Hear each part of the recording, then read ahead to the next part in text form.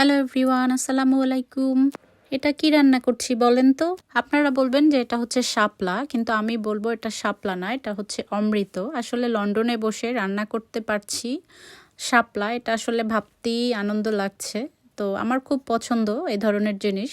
তো শাপলা বা অন্য জিনিস আমি যখন দোকানে যাই আমি খুঁজে খুঁজে নিয়ে আসি কোথায় এই ধরনের জিনিসপত্র আছে। আমার খুব ভালো লাগে যেগুলো ছোটবেলায় খেয়েছি অথবা বাংলাদেশে খেয়েছি, এই ধরনের জিনিস এখান থেকে খুঁজে খুঁজে নিয়ে আসি। তো বাসায় শাপলা রান্না করেছিলাম, অনেক বছর খাওয়া হয় না, এরপর হঠাৎ করে একদিন মনে হলো, তো আমি আমার বোনদেরকে বলছিলাম।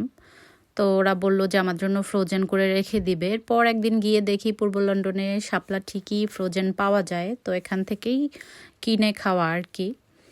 তো এখানে 2 প্যাকেট শাপলা ছিল, 2 প্যাকেট শাপলা এখানে বাংলাদেশি টাকার প্রায় 500 টাকার শাপলা হবে।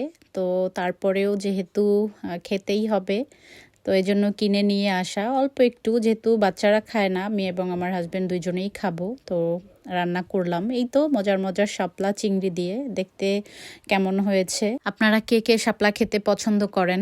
বিদেশে থাকলে কি হবে, তারপরও কেন যেন মনে হয় দেশি জিনিসগুলো খুঁজে খুঁজে নিয়ে আসি।